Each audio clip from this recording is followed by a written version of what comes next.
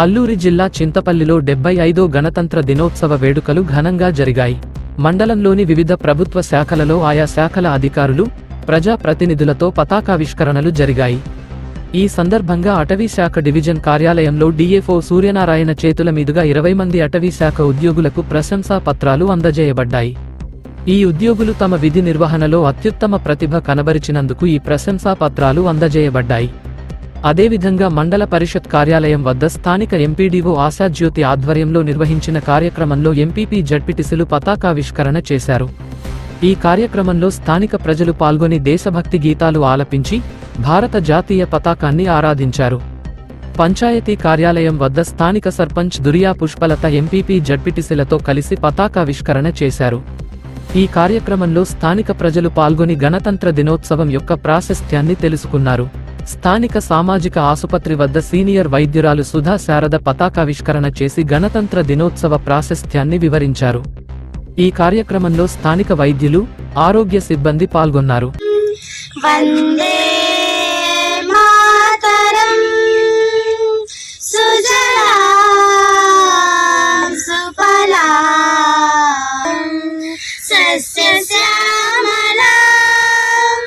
మాతరం వందే శోభినీ సుహాసిని. మనం దీన్ని చేసుకుంటాం. మన కోసం ఎంతో మంది త్యాగం చేసి స్వాతంత్ర్యాన్ని సంపాదించారు. 1947 ఆగస్టు 15 మనం స్వతంత్ర దేశంగా మన దేశాన్ని ఆవిర్భవించిన తర్వాత స్వాతంత్ర దేశంగా పరిపాలన చేయాలంటే దానికి కావాల్సింది ఏంటి? దిశానిర్దేశం కావాలి.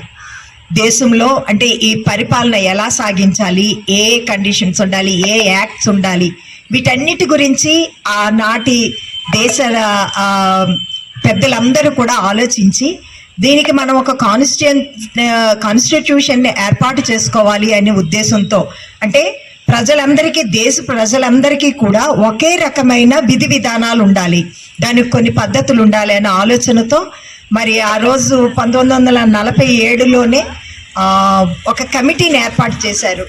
ఆ కమిటీకి మరి డాక్టర్ బిఆర్ అంబేద్కర్ గారిని చైర్మన్గా నియమిస్తూ ఒక 308 మంది సభ్యులతో ఒక కమిటీని ఏర్పాటు చేశారు.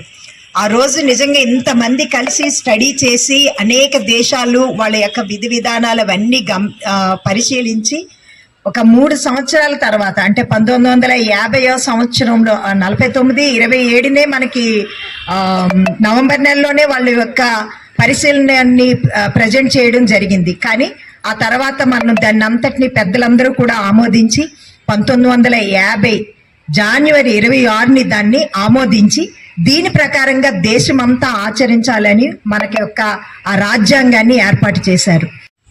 ఈరోజు డివిజనల్ ఫారెస్ట్ ఆఫీసు చింతపల్లి ఆధ్వర్యంలోని గణతంత్ర దినోత్సవం ఘనంగా జరుపుకోవడం జరిగింది. ఈ సందర్భంగా చింతపల్లి ఫారెస్ట్ డివిజన్లో పనిచేస్తున్నటువంటి 50 మంది స్టాఫ్ అందరికీ కూడా గణతంత్ర దినోత్సవం శుభాకాంక్షలు తెలియజేస్తూ ఈ డివిజన్ పరిధిలో అత్యంత మెరిట్ సంపాదించినటువంటి వాళ్ళందరికీ కూడా ప్రశంసా పత్రాలు ఇవ్వడం జరిగింది.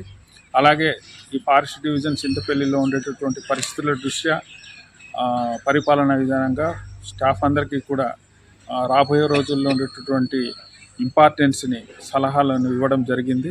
వాటికి అనుగుణంగా రాబోయే తరాల వారికి మంచి వాతావరణము, అటవీ సంపద జాతీయ సంపదగా భావించి ప్రతి ఒక్కరు కూడా వాళ్ళు కృషిని చేస్తారని వాళ్ళకి గణతంత్ర దినోత్సవంగా కోరడం జరిగింది.